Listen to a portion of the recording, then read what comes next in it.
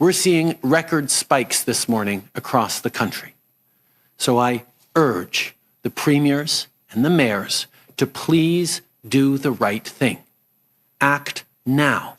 The call is for Justin Trudeau to take over Canada's COVID-19 response from the premiers. I bloody well hope not. Hi, I'm Brian Lilley, political columnist with the Toronto Sun. If you haven't heard, there's a growing call for the Prime Minister and the federal government to take over responsibility for the COVID-19 response from various provincial governments across the country. There should be one coordinated response run by Ottawa.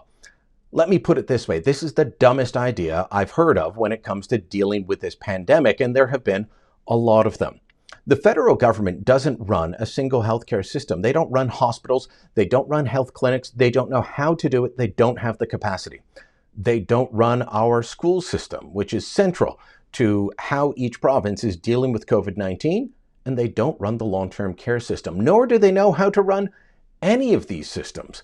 Having Justin Trudeau and the federal government, or put another party in there if you want, but having the federal government take this over would be a disaster.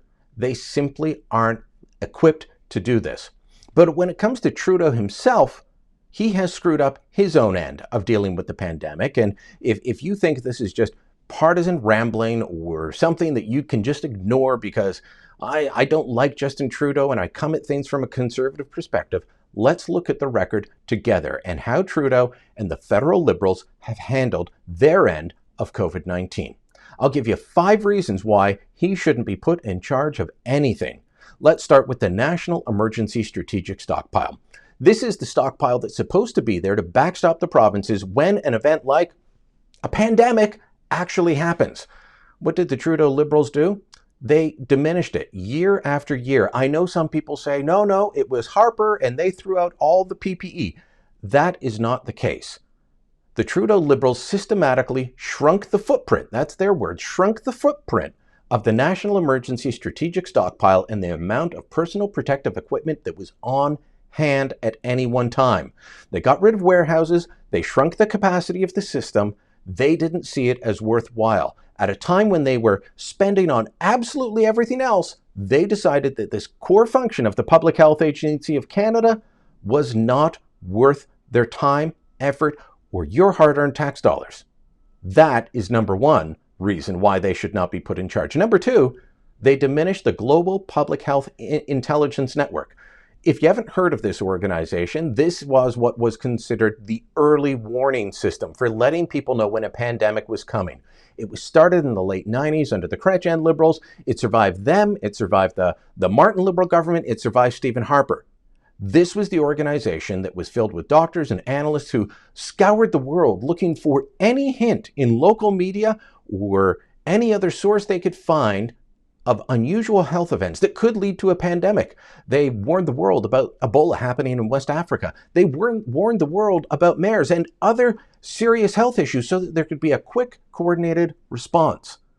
They decided under the Trudeau Liberals that this organization, again, wasn't worth your time and money, a core function of public health that actually helped the entire world, not just Canada, and they diminished it. They told the doctors involved to go off and study vaping. They made them dumb down their reports and not report directly to ministers. They had to go through several layers of bureaucracy, and those reports often didn't get passed on to the people who needed to see them. That was a major fault line. By the way, the people that were still left doing what diminished reports there were, they were told to give greater credence to official outlets, which meant listening to the Chinese government, the World Health Organization, at a time when listening to independent media in Wuhan could have saved lives here in Canada. Number 3, they didn't deal with the border in time. Whether we're talking about better border screening after COVID-19 started arriving here, or actually closing the borders, the Trudeau government was slow in doing this. This is one of their main things when it comes to dealing with health, dealing with the border. They didn't do it.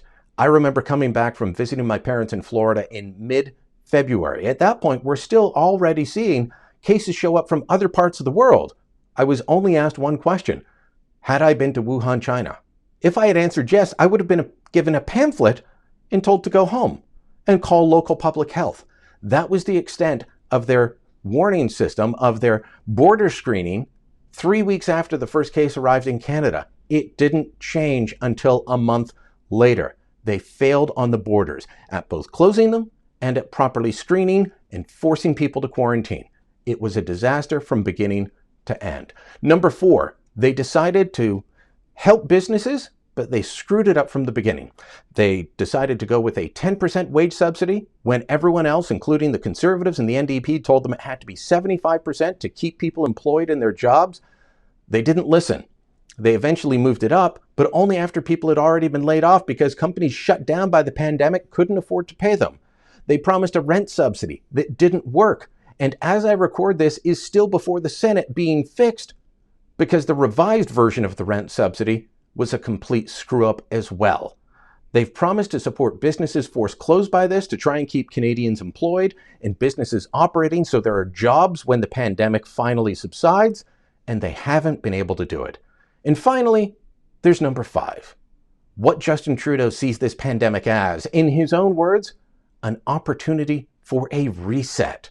He wants to use this pandemic to remake Canada, to remake the world in his own beautiful socialist image. He said so himself to the United Nations. So if the Prime Minister can't do his own job, he can't look after the country on his side of public health, on protecting the borders, on making sure that we have the equipment we need, and only sees this pandemic as a chance to redesign our economic systems, do we really want to put him in charge of our local hospital and the local response to public health and this pandemic across the country? I think the answer is pretty clear now. You can drop us a line, let us know what you think, comment below, share this on social media, and please make sure you subscribe to the YouTube channel.